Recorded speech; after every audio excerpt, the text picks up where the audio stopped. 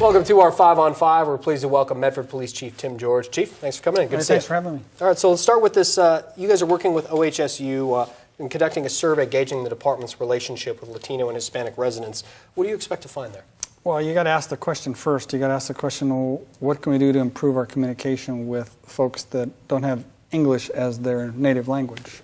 The Multicultural Commission, which is a group that the city of Medford helps sponsor, has been behind this because they see the need in the conversations they've had with the Latinos that they correspond with. Mm-hmm. And so the nursing students from SOU that are part of the OSHU program are taking that on as one of their projects as far as their education program is concerned. So it's really a benefit to us. They're going to be doing this. It's not going to cost us.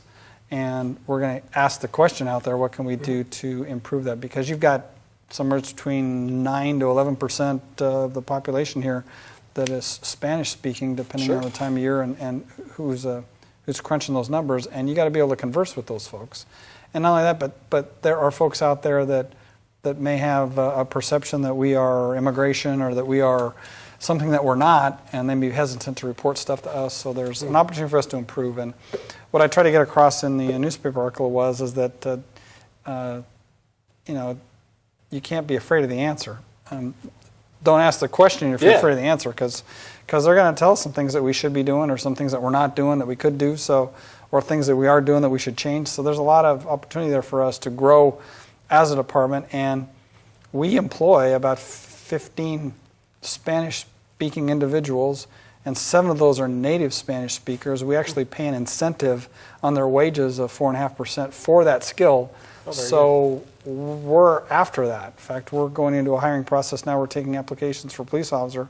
We're looking for people with that language skill, because without that, we're handcuffed. I mean, you have to have the language skills to communicate in this business and to find out what's really going on. And nothing really happens in this business until you step out of that 2 tons of steel and actually converse with people. And in order to do that, you have to have that language skill. So it's crucial to us to know what's going on in the community, because we're in the information business, and we have to be able to communicate with those folks. And both Charlie Bauer and Pam Lucas from the Multicultural Commission that are part of that have really been the movers and shakers behind it. And we're going to cooperate fully, because that's the business we're in. Yeah, absolutely. There's always room for improvement. We're in the information business, and we got to communicate with people, and how we can improve the relationship with those people that speak Spanish as their native language is something that we have to do. Very good. All right, well, I want to ask you about some high-profile cases, certainly involving arson, but first we're going to take a quick break. Stay with us.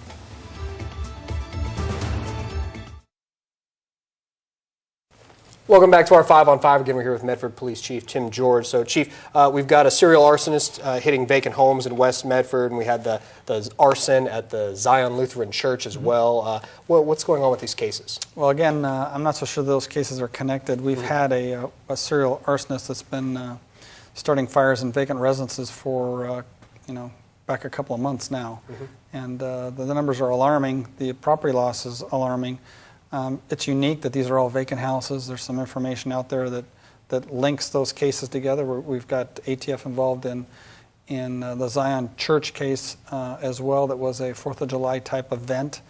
A lot of background information, a lot of crime scene work with Medford Fire, a lot of interviews. We're getting there.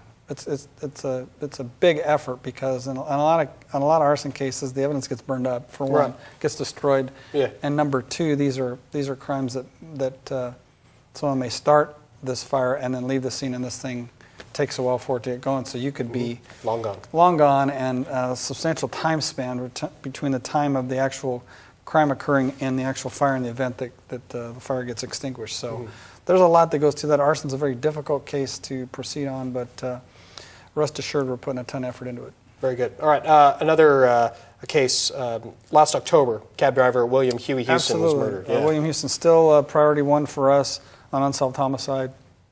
That case, we've done hundreds of interviews, talked to a ton of people, and we do not have a suspect identified right now. We'd still ask for the public's help in any information that may aid us in that. Someone's going to say something to someone, hear something. It could be something that may not seem important at the time, or may seem non-consequential at the time, but anyways, that's the piece that we're looking for. We're looking for that that link that can get us to the next step, because I'm absolutely convinced that the subject responsible for the Houston case was familiar with this area. To be able to, first of all, where the cab ride started, where the crime occurred out there on Vilas Road, and where the cab was brought back by the suspect to the area of 9th and Almond Street. That's pretty specific as to know where you're at, because if you're new to this area, you're not even going to know those locations are at, number one. And to be able to drive back and to discard the vehicle like that in that neighborhood tends one to believe that there's some link to that neighborhood as well. And we've been over that neighborhood with a fine-tooth comb and have been back there several times, but there's some link to that. And again, we're one small piece of information away from taking off and running with this again, so we haven't stopped with that. Very good. Chief, great to see you. Thanks for coming in. Appreciate it. Thank you. Appreciate it. Stay with us. We'll be right back.